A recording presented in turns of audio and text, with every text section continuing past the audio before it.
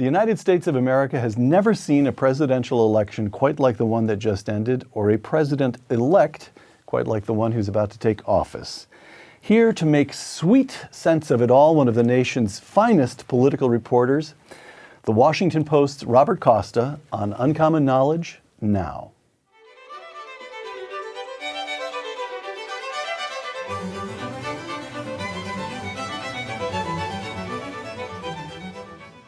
Welcome to Uncommon Knowledge. I'm Peter Robinson. Robert Costa grew up in Yardley, Pennsylvania, just up the Delaware from Philadelphia. He earned his bachelor's degree in American Studies at Notre Dame and a master's degree in politics at Cambridge. Mr. Costa has worked at the Wall Street Journal and at National Review, and 3 years ago he joined the Washington Post. He appears frequently on television, so frequently on television that the week after the election, I think I caught you on Charlie Rose 3 nights in a row. Could have been more. In the words of one media critic, Mr. Costa is omnipresent. And to prove it, he's here. Bob, welcome. Great to be here. Bob Costa in the Washington Post in early October. I am quoting something that you published just 2 months ago as we record this. Quote, "The Republican Party tumbled toward anarchy Monday over its presidential nominee after Friday's publication of a 2005 video showing him bragging about sexual assault. Clinton surged to an 11 percentage point lead. Trump ally William J. Bennett was pained as he spoke about the nominee. It's a shame, a crying shame, but he can't win," Bennett said. "He should step down." Close quote. Just 2 months ago. What happened? Get us from that moment to election night. Well, I remember filing that exact story on Friday night, and the person who broke that story, David Farenthold, was sitting right next to me as he broke it in the Washington Post newsroom. But I think the most important story is the story I published the day after. So I go into the newsroom on Saturday after the story breaks on Friday. Story breaks on a Friday. Go ahead. Breaks on a Friday. Go in on a Saturday. It's an empty newsroom. And I'm thinking to myself, the whole party's calling me and saying, Trump's got to get out. It's over. This tape is horrible. And Trump's, from what I hear, up in Trump Tower, watching television alone in his apartment. And so I call him up. I call up Trump the day after the tape breaks, and I get him on his cell phone immediately. And I say, "Are you watching TV?" He's watching TV. And I said, "Are you going to quit the race?" Because he'd read the story. He'd read every other story. And he said, "Costa, I will never withdraw. I will never quit." He started talking about life. I put this all in the Sunday paper about how he has been through so much in his business and his career and his life, personal life, that he's not going to quit. And so that ended up being the Sunday front. I will never withdraw, from the cell phone of Donald Trump to the Washington Post on Saturday afternoon. And I think it really underscored to me his defiance in spite of everything swirling around him. Everyone thought he would lose, thought it was over. You just turned 31. You've known Donald Trump for 5 or 6 years. Mm-hmm. How did you, a cub reporter in his mid-20s, get to know Donald Trump? How did it come about? Well, before I joined the Post, as you said, I was at National Review. Right. And when Trump was doing the birther episode and pursual of whatever he was doing, we covered it a little bit. We were skeptical of what he was doing at National Review, but we covered it. When he was flirting with the presidential run, we covered it. And I took it seriously because I saw, especially post-President George W. Bush, this vacuum in the Republican Party. I'm not an academic, I'm not an expert, but I saw this vacuum of power. I saw a Republican Party that in many ways had splintered apart. And my own instincts told me that there was an opening possibly for populism. And so in Trump, this celebrity populist figure, even though he didn't have a coherent ideology, I thought, this is someone I should pay attention to. This is someone who actually could rise. And I benefited not so much by my own acumen or clever scheming as a reporter, but not many national reporters covering politics wanted to talk to Trump. He had flirted with politics before, and it was seen as a not very serious pursuit. But I always kept it on my stove, in a sense, as a reporter, saying this is something that could grow, could become something. And so how did you actually get to know him? He was very easy to get to know. It wasn't that hard. Were you in New York or Washington? Which office I was in were you? Washington at the time. Okay. But I really started to cover Trump closely in 2013. And he had decided to go to Iowa. And it got very little coverage. It was laughed at. But I spoke to him in 2013, and I put a story in National Review. You can go still find it online. Trump thinks about 2016 bid, heads to Iowa. Even at National Review, there were discussions then in 2013, should we actually publish this? But I talked to Trump at length in 2013, and he was different than the Trump I had encountered in 2011. When 2011, when he was thinking about running for president, it was clearly a playful flirtation. It was not that serious. Right. In 2013, I saw him in a different way, thinking about the country falling apart in his eyes. And he thought the country was broken. He thought the political class was out of touch. And it just seemed more real to me compared to what I had seen in 2011. So Donald Trump in 2013 struck you, Bob Costa, as a serious man. Mm-hmm. And he was easy to reach? Well, He's very easy to reach. developed a relationship. I mean, you now have the ability to call him on this, well, who knows, after now the National Security Agency may be monitoring your calls. But so you could walk up to him, you could get to know. Do you feel you got to know him? You're a professional, you're a reporter, but did you get to know him? Sure, and he's someone who likes to talk. And he was easy to get in touch with because a reporter can call his assistant, Rona, at Trump Tower, Rona Graff. She's been with him forever. And he's usually at his office. He doesn't use a computer, doesn't use email. He's someone who loves the phone, loves to talk on the phone, usually puts it on speaker, enjoys just talking, being in his office on the 26th floor, looking out over Central Park and having conversations. And sometimes I would call him, it would be for 5-10 minutes, it'd be for half an hour, and I would try to get minor scoops on what he was up to. And it really just kind of built as a reporter-source relationship up until early 2015, when I said to myself, and I told my editors, this is very serious, he's thinking about running for president, and we put it on the front page. And you did not, not even sure how to frame the question exactly, you did not condescend to him. No. As you talked to him, you did not find yourself saying in the back of your mind, how did this guy find himself on the 26th floor of a building he built? Where's the business mind here? The sense of intelligence was obvious to you? No gap between your sense of the man you were talking to and what he seemed to have accomplished? I was just curious. One thing I have written on my desk at the Washington Post is assume nothing. Because sometimes when I was growing up and I was reading different things, I always felt like the reporters were assuming different things about political figures. And in fact, another candidate I've gotten along with as a reporter in terms of having an ability to have a conversation with them and talking to is Bernie Sanders. And it's because I think the same approach I take to Trump is I want to learn about these people. I want to get inside of their world, share more information, be tough and be aggressive. But also sometimes the job as a reporter is to listen, and to see what's going on and to share it. And I've done that with almost everyone I've covered. I try to, at least. Okay. So solve a puzzle for us. Mm-hmm. He has been a New Yorker all his life. He attended an Ivy League university, University of Pennsylvania, in your home state. He's a billionaire. He was born into a wealthy family, and he is now a billionaire. And yet Donald Trump connected with working people in Pennsylvania and Wisconsin and Michigan enough to turn those three states and give him the presidency. How could this rich Ivy Leaguer do that? Well, whenever I get this question from people, I usually say, have you ever watched The Apprentice? No. And that tells you a lot. Most people haven't watched The Apprentice if they're a part of a certain educated Washington, California, and it was a show that had. See, Costa, you don't condescend to Trump, but you're condescending to Robinson. I'm not trying to condescend. My point is, the reason I say have you watched The Apprentice is not to condescend, but The Apprentice was revealing of how someone who had a blue-collar vernacular but a billionaire lifestyle could actually appeal to a large slice of the country. And I used to not watch. I didn't watch The Apprentice. I feel better. Okay, I'm off the hook. Okay? All right. I didn't watch it. I wasn't interested. I don't like reality television. But when I started paying attention to Trump, I started to watch a few episodes, and I said, oh, I get what he's up to. I mean, he presented himself as an everyman, kind of, he was the billionaire, how a blue-collar guy would be if he had $1 billion. Right. He would have the gold, and he was so self-assertive, he was confident, he had swagger. It was an act, a performance, and it was not just the money.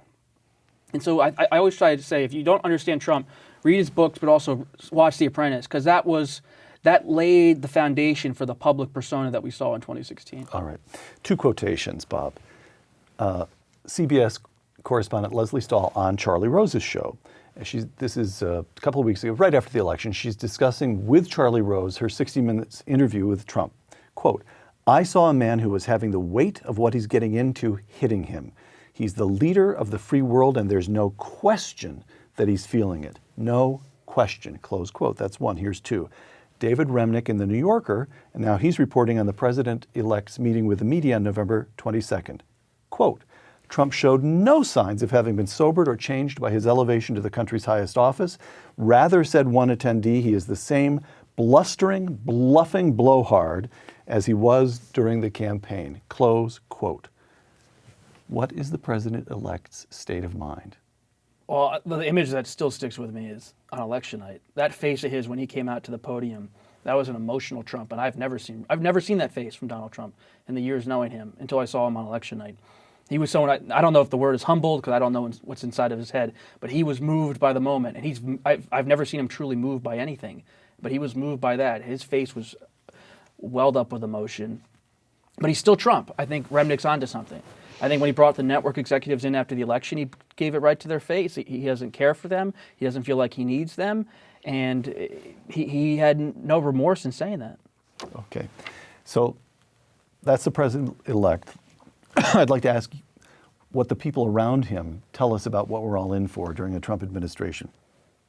Your colleagues Philip Rucker, how's Rucker. that? Philip Rucker and Mike DeBonis? DeBonis, sure. Okay, Philip Rucker and Mike DeBonis in the Post.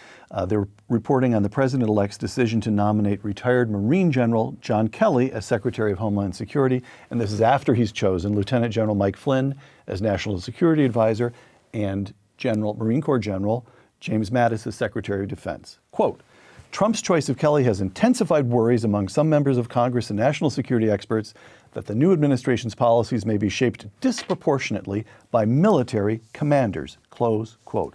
1, 2, 3 generals named, another couple we hear Sure. are under consideration. What's with Donald Trump and generals?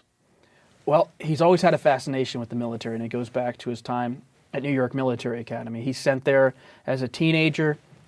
He doesn't fight in Vietnam. Is it upstate? Where is that located? Yeah, it's upstate from New York City. Okay, all right. And he loves it at New York Military Academy. He loves the culture there. He was a successful student in terms of doing the different activities based on all the testimony from his former classmates. Got good grades, good athlete. And he loved the lifestyle. He did not go to military school for college or enter the military, but he's always had an appreciation for strong men, for the toughness. One thing that's really telling when he talks about General Mattis, he uses the nickname Mad Dog. And people in Trump's inner circle tell me he's always saying, I just love Mad Dog, Mad Dog. And I think that nickname actually may have helped in a strange way and maybe an untold way, that Trump wants people around him who project what he thinks is military-style leadership, which is authority, leadership. And I'm just not surprised at all. He's not thinking about the worry or the concern of too many generals around him. Okay, so let's stick with James Mad Dog Mattis for a moment. Donald Trump, conciliatory toward Putin's Russia. James Mattis, very concerned about Russian policies in Syria, Ukraine, and the Baltics. And on the record as saying so. Donald Trump, determined to cancel Obama's nuclear deal with Iran. James Mattis, intent, again, on the record as saying so, on making that deal work. So what does that tell us about Donald Trump? Secretary of Defense is one of the 3 or 4 most important jobs in the cabinet, and Trump has, I mean, my feeling, you know Donald Trump, but my feeling just looking at him on camera, when James Mattis is with him, he's enjoying himself. He likes James Mattis. Really likes him. Does this mean policy doesn't matter to Trump? Does it mean that James Mattis is already giving him something of an education? That he's what does it mean? What does this tell us? Well, Trump doesn't have a core ideology on a lot of these issues. And he has instincts, but he's willing to be convinced. And I heard when he spoke with Mattis, when he's spoken with different Secretary of State candidates, he's open to conversations about the issues. Now, that may make some people alarmed, but others see in Trump a president who's going to be willing to bring in a lot of different opinions and hear them out on foreign policy. He does not have a coherent foreign policy that he wants to make a doctrine yet. So, okay, I think we all are trying to figure out how to think about Donald Trump. And you mentioned a moment ago that The Apprentice is an important part of understanding the public persona. In his approach to policy, what do we think of? Do we think of the businessman who in the middle phase of his career built one big building in Manhattan after another, brings in the architect? He's not an architect. He doesn't know weight loads and which material.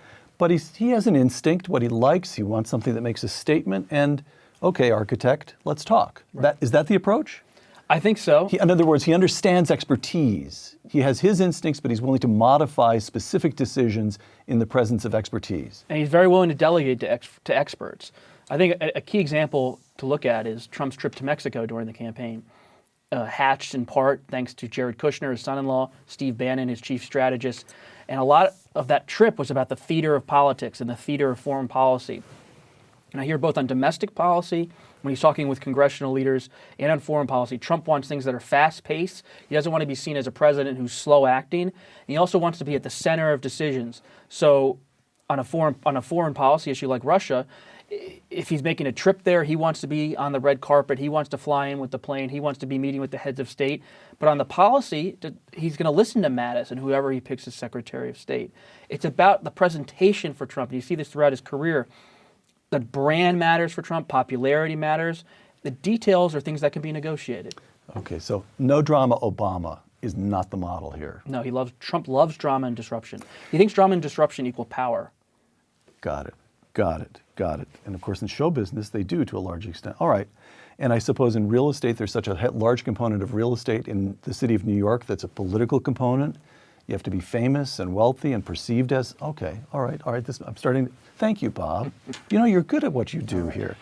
The inner circle, you just mentioned, well, let's come to Jared Kushner in a moment. Steve Bannon, whom you've known for a long time, Reince Priebus. I've met Steve Bannon, but not for years. I've chatted with Reince Priebus over the phone, but I really don't know these guys. And yet, so I'm layman, and I look at them and say, whoa, these are two completely different kinds of human beings. How do these people work together? There's always going to be some creative tension in that White House. But Bannon, I think... It will be creative.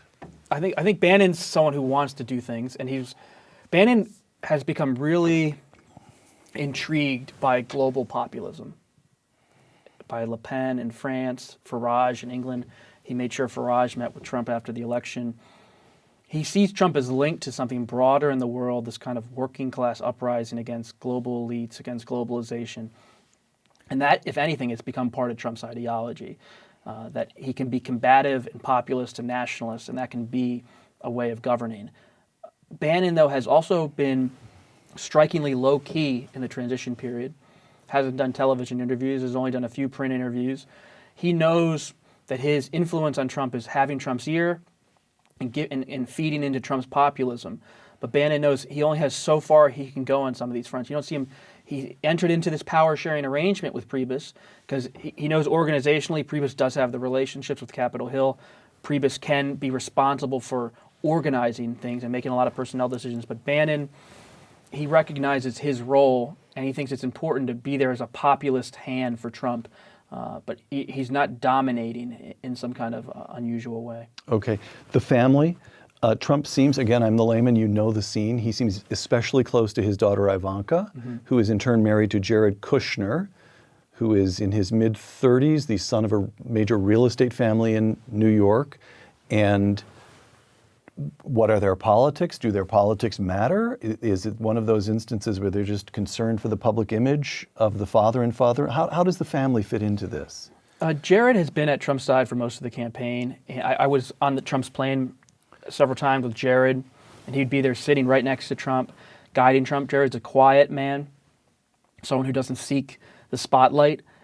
Ivanka, in many ways, could be an informal first lady. Her politics are more moderate. She has been meeting with people like Al Gore on climate change. She's the face of the company, the future face of the company. And so she has a touch for women's issues, for the brand of the Trump company. I think that will continue. Jared's an important person next to Trump because Priebus is close to the party and Bannon is close to the grassroots and has a real creative mind in how he thinks through politics. Kushner is a liaison for a lot of foreign leaders, for people outside in the business community. If they don't know Bannon or Priebus, they can come through Jared, and Jared has he has time on his hands to build different kinds of relationships. And as I cover Trump, and I think as people think about the Trump administration, it's not so much Bannon versus Priebus, it's the three concentric circles of Kushner, Bannon, and Priebus all around Trump. Okay, let's stick with that for just a moment. If you think of inner circles, We've got John Kennedy, his brother Bobby, whom he makes Attorney General, but they're on the phone with each other every day. He's got Ted Sorensen in the White House. And what you think here is urbane, highly educated, and intensely loyal to John Kennedy, right? Then we have Reagan, and he has that troika in the first term of Ed Meese, who is a thorough and principled conservative, and Jim Baker, who's a deal doer from Texas, and then Mike Deaver, who's the image guy and understands how the cameras should be set up and the light should be set up and so forth. And so you get, with Reagan, you get this feeling that it's a kind of practical approach even to the inner circle. He's balancing political forces. Baker can deal with Congress. Meese can bring me papers that show me what I ought to do if the politics permit me to do. Mike is going to make sure everything goes all right on the evening news that night. Okay, so what is this? In other words, Kennedy, loyalty, but a certain suavity. And Reagan, it's practical. What does this inner circle tell us about Trump? It tells us that there's not going to be a heavy, heavy hand around Trump. They're going to people. If loyalty is important, and this is also about balancing the different circles and power circles around Trump. But Priebus, Bannon, Kushner are influential, but they're not going to be really pushing Trump in a certain direction. It means Trump wants to be the decider. Trump wants to play these people off of each other at times when he's making decisions, bring more people in. But he's not going to have someone, even like a Jim Baker around him, who's really going to push him in a certain direction on certain policies. It's Trump being disruptive, Trump being unpredictable, and having people have different duties. Okay, so we'd all better be prepared to remain off balance for 4 years to come. Certainly. All right. The cabinet. Let me just name names and we'll Sure. tick through this quickly. We've already talked about Jim Mattis at the Pentagon, John Kelly, Homeland Security, the Department of Education, Betsy DeVos. Comes from a very rich family, Michigan, and she is a campaigner for charter schools. Deeply conservative. And this brings up another section of power we need to mention, Yes. which is Vice President Pence. Right. Okay. Let's go ahead. Tell us. He's kind of an island out into himself. He has his own conservative circle. He has his own aides, but he has earned Trump's trust and loyalty. And I find Priebus and Pence together really form a kind of Republican mainstream / conservative movement group within this Trump administration that has already been working together to get people like Betsy DeVos into education. Because Trump, being non-ideological does not mean he's against having someone with real ideology in there. And so DeVos, with all of her statements about privatization on different fronts of education, for vouchers, Trump's not thinking in policy terms, but if Priebus and Pence say this is the kind of person we want in there, okay. And the same for Jeff Sessions. Jeff Sessions is an insider, though, too, isn't he? He's a special case. He's interesting. I was with Sessions when he first started to get to know Trump real well in 2015, and I was in Mobile, Alabama. Sessions went onto the plane, first put on the Make America Great Again hat. And Sessions saw early on that his whole life in Congress he has spent on immigration. Yes. Hardline policies, not just on illegal immigration, but on limiting legal immigration. And in Trump, he saw someone who was singing his tune, and Sessions had been on the back bench, in a sense, in the Senate for a long time. And they really connected, and he came on pretty early to endorse Trump. And Rick Dearborn, who's been the chief of staff for Sessions, has been working very influential in the transition and making sure Sessions types, kind of populist conservatives like Stephen Miller, the speechwriter, and others, are in positions of prominence.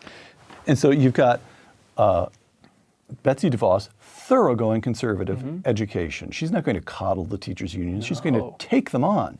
You've got Jeff Sessions, a thorough conservative at the Department of Justice. Now tell me about Scott Pruitt, Environmental Protection Agency. Oklahoma Attorney General, now nominated to lead the Environmental Protection Agency. I mean, I was just looking at my inbox after the announcement. Every environmental group in the country, every Democrat, it's apocalyptic. On the argument that? He's going to rip apart the department in terms of its regulatory structure. And I think that's, again, an example of how Trump is willing to have conservative ideologues with him in the administration, and it's in part because people like Priebus, Bannon, and Pence, and Kushner understand that he needs to give a lot to the right to keep the right with him. And they don't. And Trump's fine. Trump wants to get rid of regulations. He just didn't have. I don't think when he was running for president, he would never talk to me or others. Maybe he had it planned about what he wanted to do with EPA.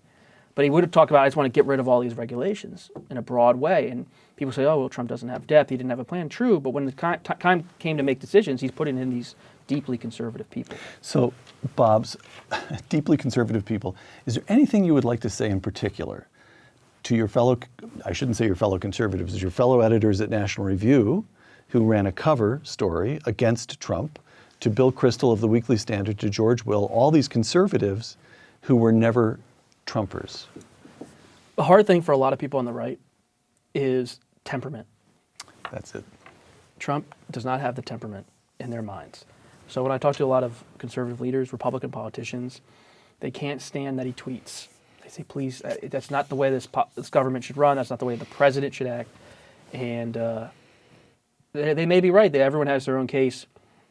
I will say this as a reporter.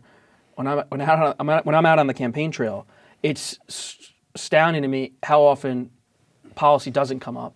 And it's all culture. It's all, people love the theater of Trump's tweets. They don't mind that he curses or has this. I think the country has changed, maybe for the worse, but it's changed. It's a different country, and Trump, in many ways, fits the kind of voters I met all the time. Okay. One more cabinet appointment. Steve Mnuchin, Department of the Trump Treasury. loyalist. He was always with Trump, national finance chairman for Trump. Comes out of the finance world, low key, but he was always on the plane with Trump, and he was the finance guy for the campaign. But this is not somebody I mentioned Betsy DeVos, and you say dedicated conservative. You're not going to say that about Steve Mnuchin. I don't know enough about Mnuchin's politics, but I will say whenever I've encountered Mnuchin, he's been working with Trump on tax cuts, so he's going to have a hand. Okay, well, then let me ask you one question about I want to come back to Bob Costa and Donald Trump in a moment, but last question here about policy. We have heard Donald Trump say he wants to cut taxes and roll back regulations, pro-growth agenda. We have also heard Donald Trump talk, particularly since the election, about a gigantic amount of infrastructure spending. And then, of course, from the get-go, there's been a protectionist, let's at least call it an impulse, because he lays down a policy and then walks it back. But he's willing to slap tariffs on imports. So who's going to show up during these first 100 days? The pro-growth, tax-cutting Donald Trump, or the big government, spend a lot of money, slap tariffs on people, protectionists? Both of them are going to show up. Okay. I mean, it's a strange situation. When I was on Capitol Hill in recent days, you have a lot of members saying, I don't understand. He's going to have $1 trillion or $900 billion infrastructure package, and he's also going to do all these tax cuts. I mean, that's going to put us into deficits and debt. And Trump's not thinking in those terms. He wants high growth. He wants high employment. And with infrastructure, the Trump people are making the case privately already. This is the way to get the Democrats broken apart and give them what they want. You tell a Democratic senator who's up for re-election 2018, we're going to put 3 highways in your state. You don't want the highways? And infrastructure is pure politics for Trump. It's growth. I mean, even the wall is a stimulus project, if you think about it. So you're also going to have tax cuts. You're going to have hardline immigration policy. You're going to have spending. It's not a traditional Republican government. And at the same time, you're going to have Tom Price in Health and Human Services doing a whole tax credit replacement for the Affordable Care Act. And so Tom Price, congressman from Georgia, whom we left out, who's devoted since Obamacare was enacted, as best I can tell from looking at his record, the day after Obamacare was enacted, this congressman from Georgia began devoting himself to figuring out how to repeal it. Another instance where Donald Trump is demonstrating seriousness. He's named a guy to HHS who really will do all he can to repeal Obamacare. Sorry. Yeah, no, not at all. I mean, the problem for many of these Republicans I'm talking to all the time is they can't swallow the fact that they're going to get everything they wanted on tax reform, stuff they've been working on for 5-10 years. Right. But at the same time, they're going to have to swallow a president who's battling companies individually, talking about tariffs and trade wars. It's hard for them to match these things up, but that's the reality of the Trump administration. And that I've heard economists say, well, it's all right if he talks about tariffs, and it's all right if he puts in a few, the carrier company puts in a few museums in the Midwest, museums to the 1950s. That won't do that much harm, as long as that's not what he really means. As long as what he really means is pro-growth. But you're telling us he really means it all. He does. Okay. And I know Priebus has already been told to make sure there's a list of companies that are shipping jobs overseas on Trump's desk every day. Really? One thing I've always learned about Donald Trump, people think this is sometimes an act for him or that this is play. This man, our new president, loves to fight. He loves to fight privately. He loves to fight publicly.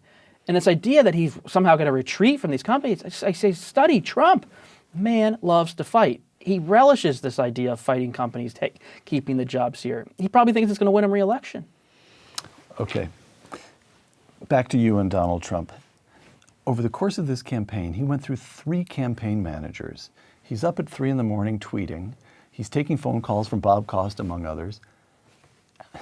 How do you cover this whole opera? I mean, just what are the nuts and bolts of covering this? I guess at your stage, because you've known him, you just call him? Is that the way it works? How do you do it? You don't want to overdo it. It's like anything. Okay. You don't want to call your friends too much, or you don't want to call your sources too much. I think with Trump, I always just say, just chill out.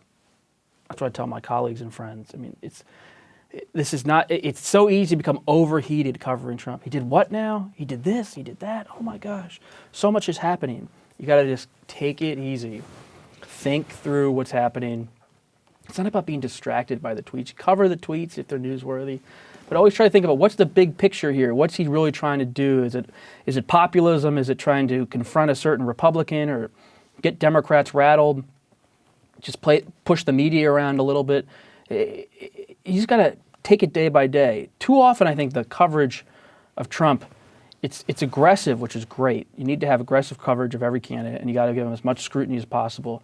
But at the same time, you have to not become over the top and getting too fussy. Jim Rutenberg, in the Mediator column in the New York Times, quote, this is at the midway through the campaign, but this is well before the election.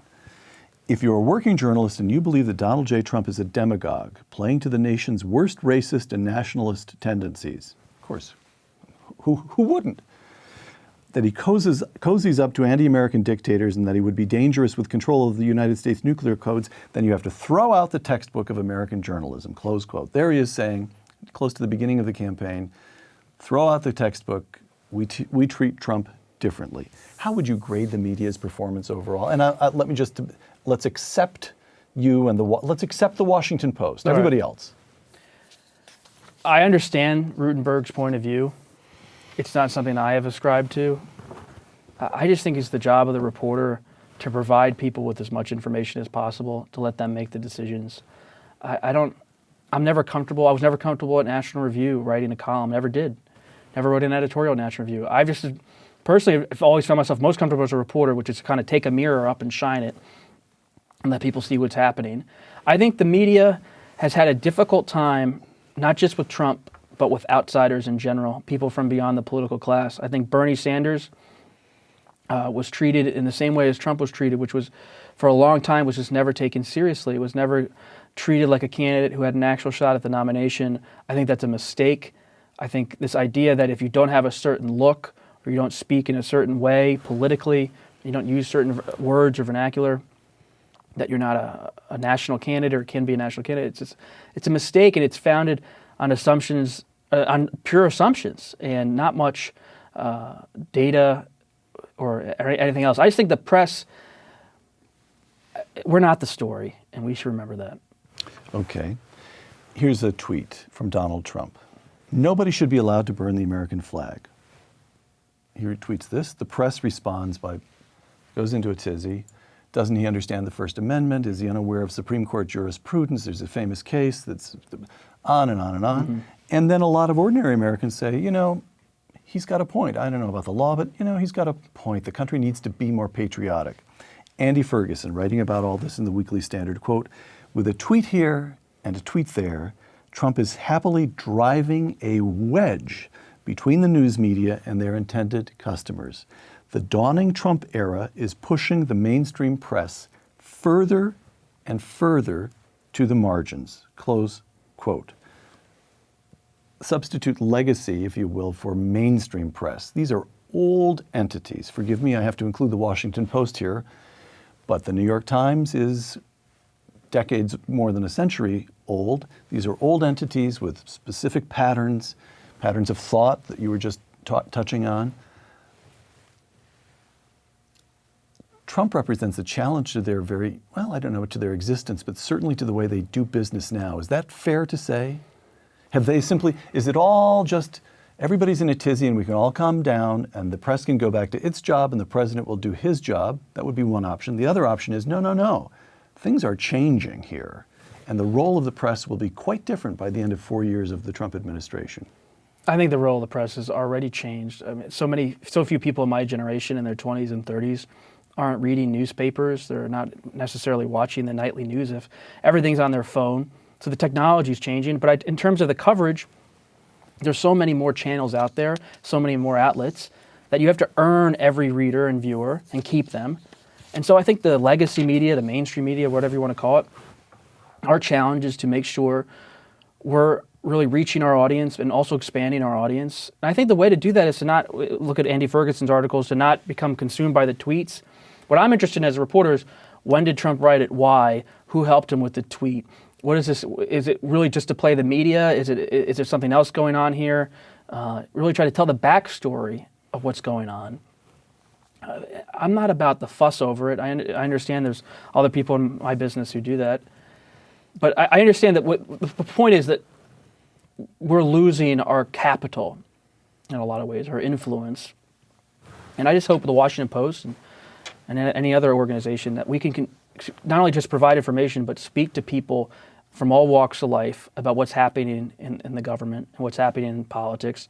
And I think that takes investigations, and it takes sometimes a tough tone in editorials or in coverage, but also you just can't be consumed by a certain worldview or that kind of thing. People just love to find out new things and have it not shaded too much one way or the other.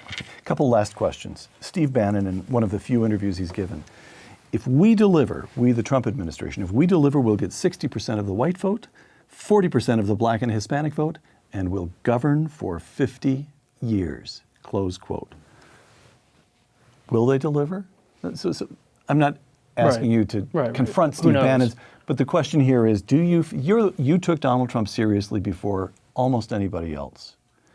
Do you feel there is a prospect for one of those very rare moments in American politics, 1932 Franklin Roosevelt, 1980 Ronald Reagan, when something genuinely new is about to happen in American politics, when the Republican Party may be given a new life, he may be able to put together a new coalition, and that what will take place during these 4 years will have permanent political consequences?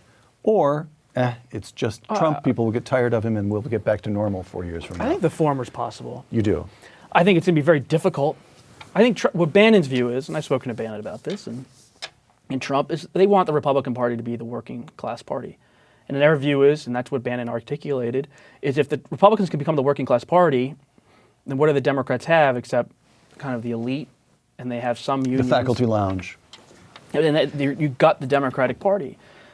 I'm not sure the whole Republican Party is comfortable with this direction. I mean, McConnell and Ryan are not, they're for working class issues, but they're not populist in the same way Trump is. It's going to take a lot of political will from Trump, talent, to enact a legislation that keeps an agenda that keeps this party together, but also brings new people in. And Trump could be easily distracted. He can be thin-skinned. He can be erratic. He's leaving himself in some ways vulnerable on the business front. A lot of challenges for Trump. But if anyone could break apart the Republican Party and make it into some kind of working class, populist / conservative party, it would be Trump, because he's not tethered to any certain ideology or worldview. Okay, last question. White House briefing room. It has about 50 seats. I think it used to be 49 seats, about 50 seats. And those seats are assigned according to the decision of the White House Correspondents Association. The incoming administration doesn't even get to decide who sits in those seats. So it's the Washington Post has a seat, the LA Times has a seat, the New York Times, of course, CBS, NBC, on and on. And here we have a president who not only can, but does speak to the American people directly by tweeting, releasing a YouTube video. He's gone ages now without a formal press conference, and it's beginning to look as though he just doesn't think formal press conferences are necessary. Well, I think Trump would make a mistake if he didn't make, I think. So this is the question. So advice to the next press secretary: keep the briefing room. I mean, as recently as the administration of John Kennedy, that was a swimming pool. You could move the press back across the old executive office building. They could kick the press out of the White House. They could never have a press conference. No. I think it's a mistake for these administrations. I've seen it on Capitol Hill. If you close up to the press, you win short-term victories. You don't get bothered. You control the narrative of whatever you want to call it a little more. But in the end, you hurt yourself. I really, as a reporter, I think, and I know people think, oh, you're just arguing for more reporting. True, but I've never seen it work out for a politician to truly close up to the press. Secretary Clinton was pretty close to the press, and we never really got insights into that. And the campaigns and the people around these operations that get too much anti-press, they become so tightly wound that it just doesn't function. Politics has to have a little looseness to it. I think that Trump, he may be antagonistic toward the press, but we are the fourth estate. Maybe the legacy medias are dying in some people's view and all this, but you can't just say you can't kill the press. I mean, this is America. Robert Costa of the Washington Post, thank you. Thank you. For Uncommon Knowledge and the Hoover Institution, I'm Peter Robinson.